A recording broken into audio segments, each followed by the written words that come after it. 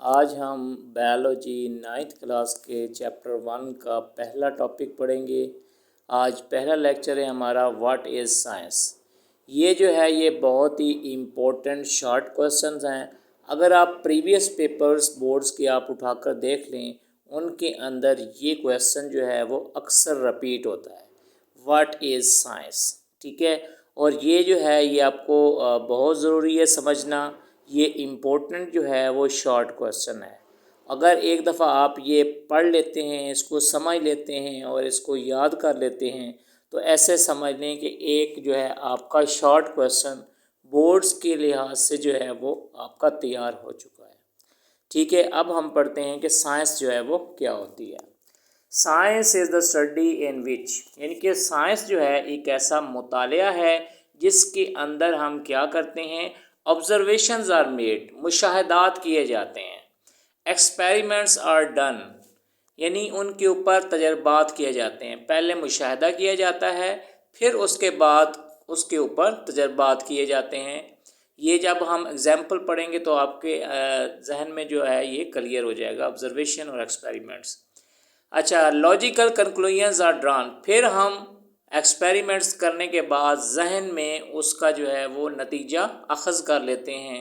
ठीक है, उसके बाद क्यों अखज़ करते हैं, in order to understand the principle of nature, यानी कि ये समझने के लिए कुदरत किस तरीके से काम करती है, कुदरत जो है वो किस तरीके से ऑपरेट हो रही है। मिसाल के तौर पर सबसे पहले हम देखते हैं कि ऑब्जर्वेशन जो है वो किस तरह से बनाई जाती हैं। और याद रखें, ऑब्जर्वेशन जो है ये 5 सेंसेस को यूज़ करके की जाती हैं। मिसाल के तौर पर जैसे इसके अंदर जो सेंसेस यूज़ होती हैं वो एक तो सुनने की होती है, ठीक है, हियरिंग, दूसरा स्मेल, टेस्ट, टच और सी, इनके देखने की। ये 5 सेंसेस को यूज़ किया जाता है ऑब्जर्वेशंस के लिए।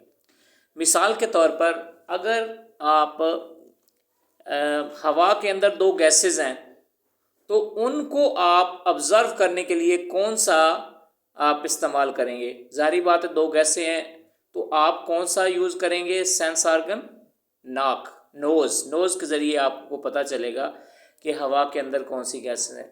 इसी तरीके से अगर 2 हॉट ऑब्जेक्ट हैं, आप टच के ज़रिए पता चला सकते हैं हॉट कौन सा है, कोल्ड कौन सा है। ठीक है, इसी तरीके से अगर आपके पास 2 कलर्स हैं, एक रेड है और एक ब्लू है, आँखों के ज़रिए उसको आप मुशाहदा कर सकते हैं। इसी तरीके से अगर यानी कि एक बच्चे की और औरत की और मर्द की आवाज़ें हैं तो उनके अंदर डिफ्रेंशिएट करना चाहते हैं तो आप कानों का इस्तेमाल करेंगे इनके ऑब्ज़र्व करने के लिए। अच्छा, यहाँ पे देखें observations, Plasmodium was seen in the blood of malaria patient, ये भी ऑब्जर्वेशन है।